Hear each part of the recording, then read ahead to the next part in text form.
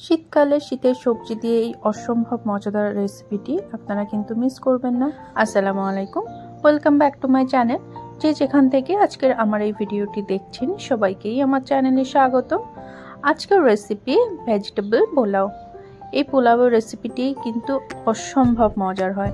আপনারা এমন ঝরঝরা পোলাও বানাতে চাইলে ভিডিওটি স্কিপ না করে সম্পূর্ণ ভিডিওটি দেখুন, আশা করি ভালো লাগবে।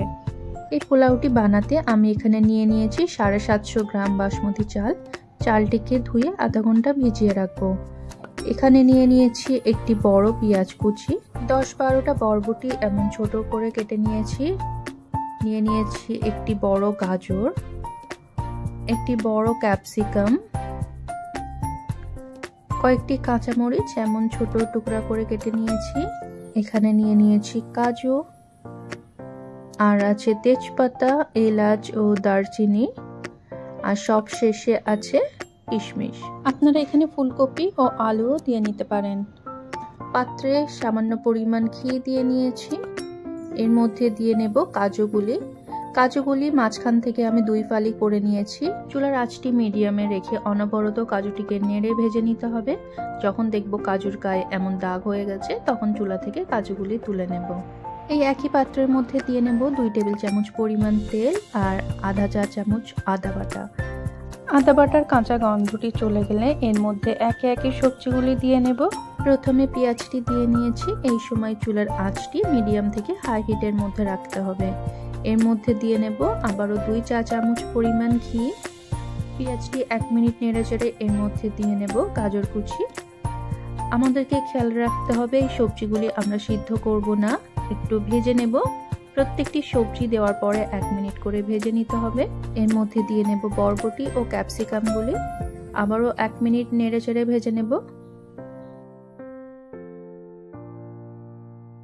সবজিটি নামানোর আগে এর মধ্যে দিয়ে নেব স্বাদমতো লবণ ও 1 টেবিল চামচ চিনি।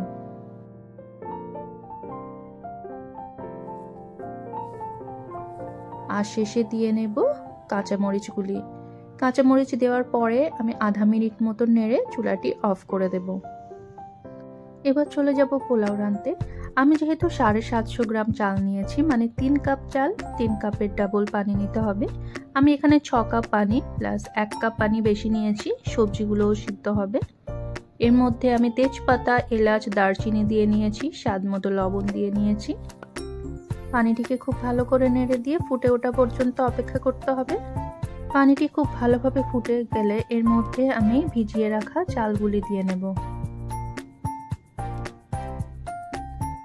খুব ভালোভাবে নিচে থেকে চালগুলি নেড়ে নিতে হবে যেন তলা না পাকিয়ে যায়। মিডিয়াম আঁচে এই পোলাওটিকে রান্না হতে দেব। যখন পানিটি ফুটে উঠবে তখন আবারও নিচে থেকে নেড়ে নেব।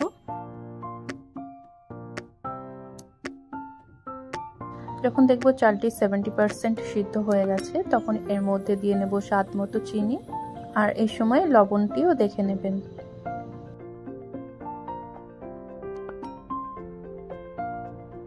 চাল ও পানিটা যখন এমন মাখো মাখো হয়ে আসবে এর মধ্যে আগে থেকে ভেজে রাখা সবজিগুলি দিয়ে নেব। সবজির সাথে ভাতগুলিকে খুব ভালো করে মিশিয়ে নিতে হবে।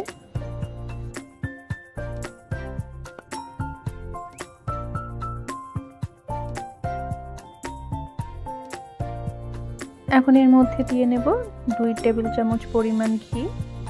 ঘিটাও খুব ভালো করে নেড়ে নিয়েছি। আর এর মধ্যে দিয়ে নেব কিশমিশ আর ভেজে রাখা কাজুগুলি। সব উপকরণগুলি খুব ভালো করে মিশিয়ে নিতে হবে।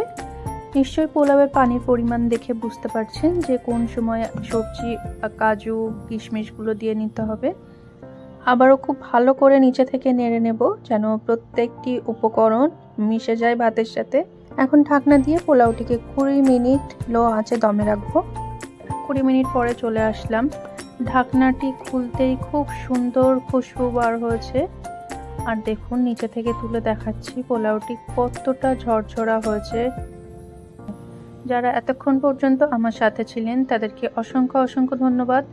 যারা আমার চ্যানেলটিকে এখনো সাবস্ক্রাইব করেননি তাদেরকে সাবস্ক্রাইব করার অনুরোধ রইল।